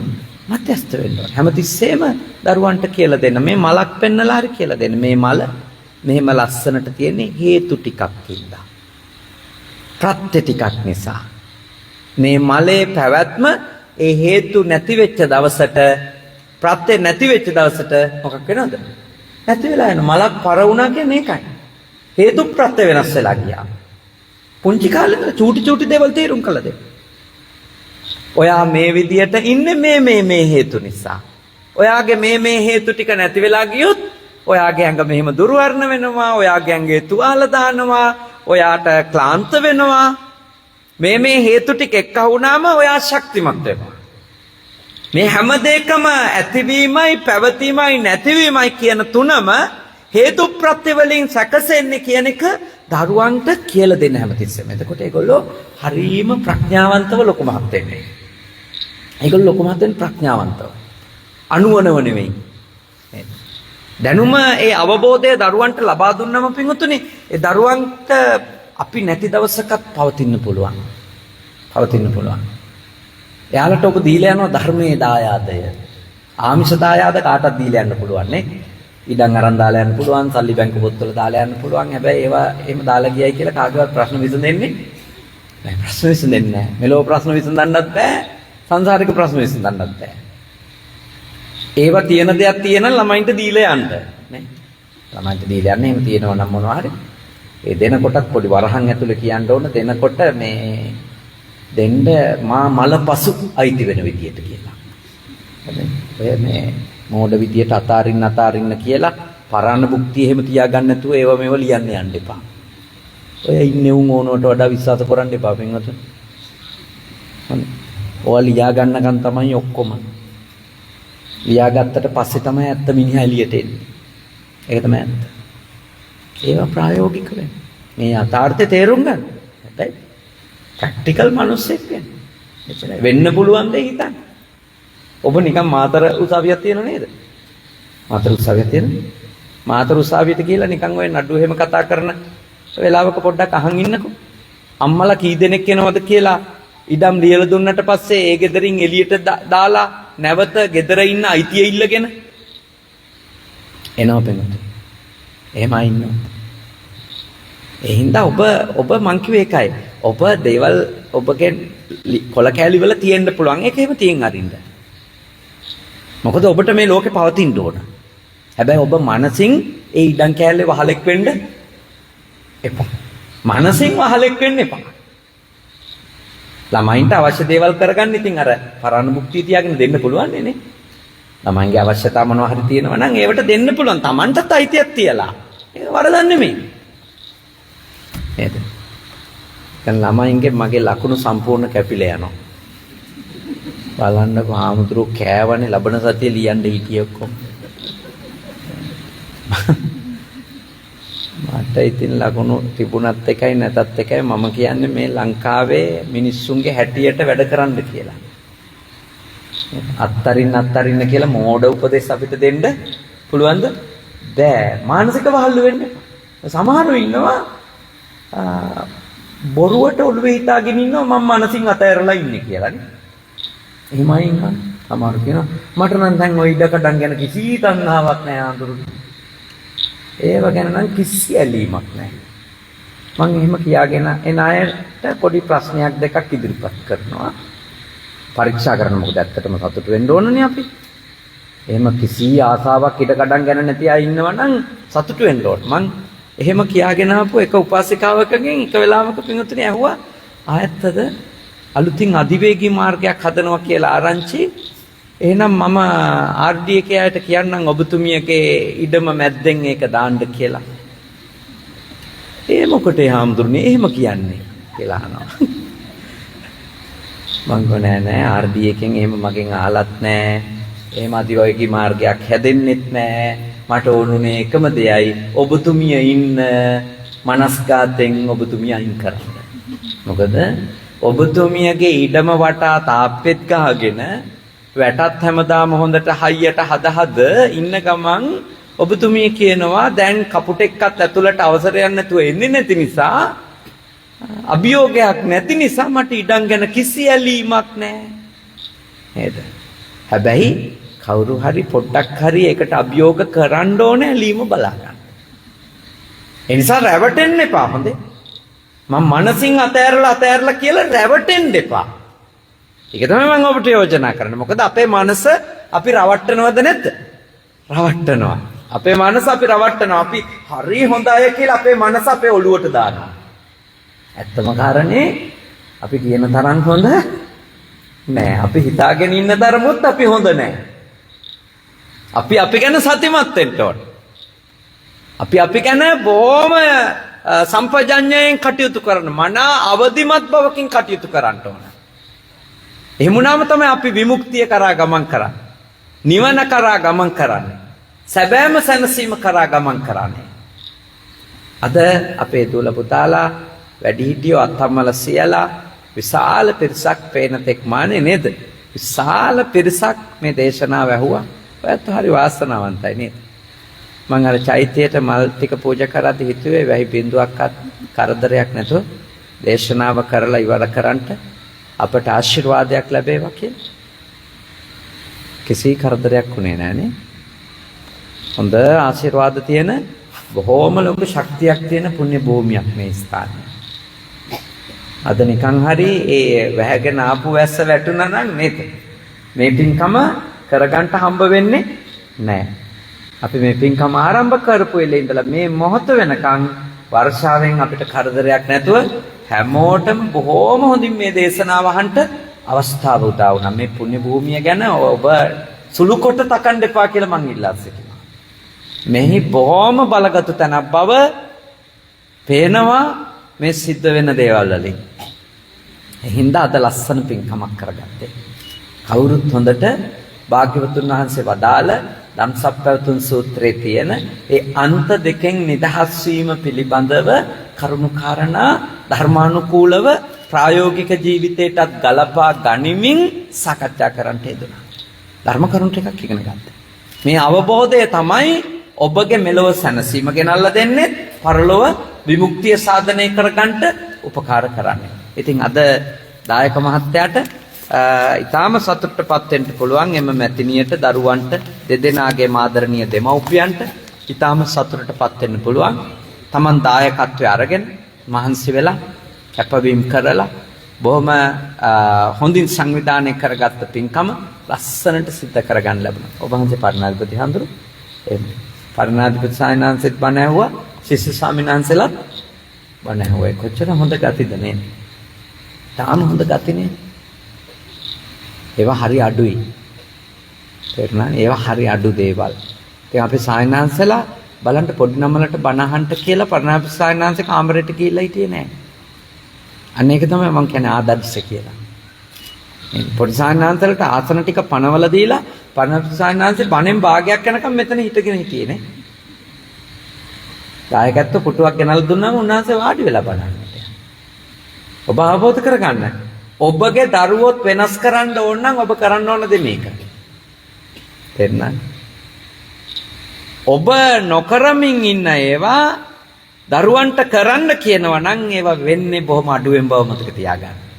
ඔබ කරමින් ඉන්න ඒවා දරුවන්ට එපයි කියනවා නම් ඒවයින් දරුවව වළක්ව ගන්න ලැබෙන්නේ බොහොම අඩුවෙන් බව හොඳට අවබෝධ කරගන්න. සායනහන්සේගේ ආදර්ශ හරි විශිෂ්ට දෙයක්. හරි විශිෂ්ට දෙයක්. බලන්නේ බෙදා හදා ගැනීමනේ. මේ වෙලාවේ පන්සල ඇතුලේ ලොකු ස්වාමීන් වහන්සේ ඉන්න ඕන. උන්වහන්සේ ඒ කටයුතු ටික බලනකොට පඬිත හාමුදුරුවෝ මෙතන ඉඳන් ඒ කටයුතු ටික බලන්න. කොච්චර හොඳ ආදර්ශද. ගෙදරක හරි වැඩ කරද්දි මේ බෙදා හදා ගැනීම කරන්න ඕනේද නැද්ද? කරන්න ඕනේ. හැමදේම මම කියලා යන්න එපා. නේද? නැත්නම් විහාරාධිපති වහන්සේ විදිහට මමමයි මේ කටයුතු කියලා. එහෙම හිතන්නේ නැති එක කොච්චර හොඳද? අම්මලටත් හොඳ දෙයක් ඉගෙන ගන්න තියෙනවා ඒක නේද? අම්මලට හිතන්නේ දොරවල් වහන්න ඕනත් මම, ලයිට් නිවන්න ඕනත් මම, රෙදි වේලන්න ඕනත් මම, ඒ වව්වේ දාලා අරන් තියන්න ඕනත් මම නැත්තම් මේ ගෙදර වැටෙන පොල් ගෙඩියක් අහුලන්න එකෙක් නැති වෙයි. එහෙම හරියට නේද? හරියට දුක් විඳිනවා නේද ගොඩක් කාන්තාව. ඔබට යෝජනා කරන ඔය ඔබ ඕවා පැන කරන හින්දා තමයි අනිත් ඒවා කරන්නේ නැත්තේ. සමහරු කියනවා මම නැති දවසට මේවා මොනව වෙයිද දන්නේ නැහැ. මුකුත් වෙන්නේ නැහැ. එතකොට ඉන්නේ උන් පොල් අහුලන වැටෙනවා. කවුද පොල් ටික පාර්ට විසික් කරන්නේ? හොඳේ. දැන් බැන නිකම් මහා ලොකු මේ මහා විප්ලවීය දෙයක් කරනවා වගේ ලයිට් ටික නිවනවා හතර වටේ බැන. මම නැති දවසට මේවා කෙරෙයි කිය. මොනවද කරන්නේ? ඒගොල්ලන්ට ලයිට් බිල එනකොට ඒගොල්ලෝ නිවා ගන්නවා. දැන්ට උන් ලයිට් එකක්වත් නිවන්නේ මගේ ඇරලා ඉන්නවා අයිස් ගහගා. අපිට තමයි. ඒකට උඩගෙඩ දෙන්නේ කවුද? ඒ වැඩ බෙදාගන්නේ නැති වැඩි හිටියද නැද්ද? වැඩි හිටිය නැත්තම් බාර දෙන්න එපා. ඔයා ලයිට් නිවන්න ඕන. ඔයා දැම්මනම්. ඔයා টয়ලට් එක පාවිච්චි කරා නම් ඔයා හොදන්නත් ඕනේ. ඔයා බාත්රූම් එකේ ඔයාගේ ඇඳුම් කිලිටි ඒවා ඔයා අතන මෙතන දාලා આવොත් මං අයින් කරන්නේ නැහැ. ඔයා අයින් කරන්න ඕන. වැඩ පවරන්න. ඒවට ආයේ කවුරුත් වැඩකාරයෝ තියන්න එපා ගෙවන්න. දැන් අපි මේ පොඩි අහලා කවුරුත් සිවුරු ටික හොද ගන්නවා. එහෙම තමයි දේ. ඒක තමයි දේ. පොඩි අහලා කවුරුත් වැසිකිලි හොද ගන්නෝනේ සායනන්. ඒව කරන්න එපා. මං 10න් මානෝනේ. ඉතින් 10 ඉඳලම টয়ලට් හොදනවා. එනිසා දැන් මේ 아무තු ප්‍රශ්නයක් නැහැ. කොයි පන්සලක ගියත් විසිට් එකකට ගියත් টয়ලට් එක පාවිච්චි කරනවා නම් මම ඒක සෝදනවා. ඒක ක්ලීන් කරලා දානවා. ප්‍රශ්නයක් නැහැ ඒක. එයි අපි පුංචි කාලේ টয়ලට් 5ක් 6ක් හේදුවේ මේ දැන් තියෙන වගේ බ්‍රෂ් ඒව මේවා මොකක්වත් නැහනේ. අපි පොඩි කාලේ කරේ පොල් එල්ල දෙකට කැපුවා අලු ටිකක් අරන් තමයි අර පෝච්චිය මදින්ට ඕන. ලොකු අඳුර බලන් ඉන්නවා හරියට මදිනවද කියලා. මැද්දේ නැත්තම් ආයෙ මද්දනවා ඉట్లా. එනිසා වගකීම් දෙන්න. එහෙම තමයි ස්වාධීන ශක්තිමත් පෞරුෂයක් තියෙන ළමයි හදන්නේ. නැත්තම් හැදෙන්නේ පරපුට්ටෝ. අම්මා මතනේ. මතක තියාගන්න අම්මා හොම්බෙන් යනකම්ම පාවිච්චි කරනවා. පාවිච්චි කළා පොඩි දෙයක් බෑ කියපු ගමන් අර කරපු ඔක්කොම හොඳ ටික අමතකයිද නැද්ද? කිසි උදව්වක් නැහැ අපිට. කිසි වැඩක් නැහැ. මොනවද අපිට කරලා තියෙන්නේ? හොම්බෙන් යනකම්ම පාවිච්චි කළා. හැම දෙයකම යූස් කරගෙන අන්තිමට ඒකේ අගේ නැහනේ. අර හැමදාම පේන කුකුලගේ කර්මලේ සුදුයි කියන්නේ. ඒ වගේ තමයි හැමදේම කරලා දෙන්න අගය බිඳුවට බහිනවා. ඒ නිසා වැඩ බෙදා හදා ගන්නනේ. මේ පන්සලෙන් ඉගෙන ගන්න ගොඩාක් දේවල් තියෙනවා. හොඳයි. වෙලාව ගත වෙලා 9ට 10 වෙලා මීට හදේශනේදී කරන්නේ අපි 7:00ට බණ පටන් ගත්තේ. 7:35ට විතර. දැන් පැයකුත් මිනිත්තු 10ක් මේ දේශනාව අහන් හිටියා. ඊටාම ලස්සන පින්කමක් සිදු කරගත්තා. රැස්වුණු සියලුම පින් කුසල් අනුමෝදන් කරමු මේ විහාර භූමියට, මේ බෝහාමුදුරන්ට අධිග්‍රහිත, මේ පින්බිමට අධිග්‍රහිත සියලු දෙවියෝ මේ පින් අනුමෝදන් වෙත්වා. දෙවියන්ගේ ආශිර්වාදය ආරක්ෂාව බැල්ම ශක්තිය විහාරාධිපති ශාස්ත්‍රපති එළමල් දෙනියේ ඉන්දරත්න ස්වාමින් වහන්සේට ශ්‍රී පුෂ්පාරාම පිරිවෙනේ පරණාධිපති අපේ ශාස්ත්‍රපති පඬිත රාජකීය පඬිත යටිගල ඥානසිරි ගෞරවනීය සාමින් වහන්සේටත් ලස්සනට වාඩි වෙලා බණ අහපු අපේ පුංචි ස්වාමීන් වහන්සේලා හැම දෙනා වහන්සේටත් ලැබේවා. උන්වහන්සේලගේ ශාසනික ජීවිතය දියුණු කරගන්නට රැකගන්නට දිනෙන් දින දියුණුවටපත් වෙන්න දෙවියෝ උන්වහන්සේලට උපකාර කරත්වා ආශිර්වාද කරත්වා. ඒ වගේම ධර්ම දේශනාවේ දායකත්වයේ දරපු ලංකා විදුලි බල මණ්ඩලයේ විදුලි ඉංජිනේරු ලහිරු හසරංග විතාරණ මහත්මාණන්ට එම මැතිණියට සුමුදු ප්‍රභාසිනී විජේසිංහ මැතිණියට මිනුදී ආරාධ්‍යා චානිදී ආමන්ද්‍යා විතරණ දියණිවරු දෙදෙනාටත් දෙපාර්ශ්වයේම දෙමව්පියන්ටත් සියලු දෙවියන්ගේ ආශිර්වාද ලැබේවා. තාත්තලා දෙන්න එක්කෙනෙක් කකුල් හේදුවා එක්කෙනෙක් කකුල් පිහිදැම්මා නේද? බොහෝම ශ්‍රද්ධාවෙන් පින්කමට සම්බන්ධ වුණා. ඒ දෙපාර්ශ්වයේම තාත්තලා දෙන්නට අම්මලා දෙන්නට දිගාසිරි ලැබේවා. දෙවියෝ යැත්තන්ව ආරක්ෂා කරත්වා. ඒ වගේම පින්කමට උදව් උපකාර කරපු හැම දෙනාටත් බණ අහන්න ආපු හැමෝටමත් සියලු දෙවියන්ගේ ආශිර්වාදයෙන් සියලු යහපත සිත ශාන්තියම උදා වේවා කියන සිත ඇති කරගෙන දෙවියෝද පින් අනුමෝදන් වී නිවන් දකිත්වා කියලා කවුරුත් ප්‍රාර්ථනා කරන්න. ඒ වගේම අපවත් වී වදාළ ශ්‍රී පුෂ්පාරාම විහාරාධිපති පූජනීය දිව්‍යාගා පුණ්‍යරතන නායක ස්වාමීන් වහන්සේ ඇතුළු විහාර ගණයේ වැඩ සිට අපවත් වෙච්ච සියලුම ස්වාමීන් වහන්සේලාට මාගේ ගුරු දේවෝත්තම පලස්කල ජයවාදන මුදලින්දාරාමාධිපති සිරි සරණංකර පෙරවෙනේ හිටපු කෘත්‍යාධිකාරී අධ්‍යක්ෂක අතිපූජනීය කපුගම ආර්ය ජෝති නායක මාහිමිපාණන් වහන්සේටත් ඒ වගේම මේ පින්කමට දායකත්වයේ ගත ඇත්තන් නමින් මියගිය සියලු ඥාති හිත මිත්‍රාදීන්ටත් මේ පින් අත් වේවා සුවපත් වේවා සපවත් වේවා බණහපු ඔබේ නමින් මියගිය සියලු නෑයන්ටද මේ පින් බෙලෙන් ජාත්‍යාදී දුකින් නිදහස්ව ලබන උතුම් මහා මහා නිවනම අවබෝධ වේවා වේවා කියලා සාදු කියන්ට අවසාන වශයෙන් ඔබ අප හැම දෙනාට දෙවි දේවතාවුන්ට මියගිය සියලුම නෑයන්ට මේ පින් කුසල් පාරමී ධර්ම වේවා මේ භවයේ පුරාමත් සසරේ හැම භවයකමත් සත්පුරුෂයෝ මුණ ගැහේවා කල්යාණ මිත්‍රයෝ මුණ ගැහේවා සද්ධර්මයේ මැසේවා ධර්මානුධර්ම ප්‍රතිපත්ති පුරාගෙන ඉක්මන් භවයකදී නිවන් දකින්නට අද කරගත් පින්කමද පාරමී ධර්මයක්ම වේවා වේවා. ආකාසට්ටහා ච බුම්මට්ටා දේවා නාග අමහිත්‍තිකා පුඤ්ඤන්තං අනුමෝදිත්වා චිරං රක්ඛන්තු ශාසනං ආකාසට්ටා ච බුම්මට්ටා දේවා නාග අමහිත්‍තිකා පුඤ්ඤන්තං අනුමෝදිත්වා චිරං රක්ඛන්තු දේශනං ආකාසට්ටා ච බුම්මට්ටා දේවා නාග අමහිත්‍තිකා පුඤ්ඤන්තං අනුමෝදිත්වා චිරං රක්ඛන්තු මම් පරන්ති තී. දැන් මහා සංඝ රත්නයට වැඳ ගන්න පොඩි හඳුරලක් ගාතාව කියමු. අභිවාදන සීලෙස නිච්ඡං උද්ධාපචායිනෝ චත්තාරෝ ධම්මා වඩ්ඩಂತಿ ආයුවන්නෝ සුඛං බලං ආයුරාෝග්‍ය සම්පatti සග්ග සම්පatti මේවච අතෝ නිබ්බාන සම්පatti මිනාතේ සමිච්ඡතු. විශේෂ පුණ්‍යානුමෝදනාවක් කරන්න ඕන අපි ප්‍රසංගල් විස්මෙතුමාට. එතුමා මගේ දායක සභාවේ ලේකම්තුමා. මෙවර මං වැඩම කරපු සෑම ධර්මදේශනාවක්ම පාහේ ගොඩක් ඒවා එතුමා අතින් වියදම් දරාගෙන අදත් මේ කොළඹ ඉඳලා වාහනේ ඇවිල්ලා සජීවීව බුද්ධ පුතුන් වහන්සේ විකාශනය කරන්නට අප කැප වුණා. එතුමාටත් මේ සියලු පින් කුසල් අනුමෝදන් වේවා කියලා මම ප්‍රාර්ථනා කරනවා. තෙරුවන් සරණයි සුපත් වේවා.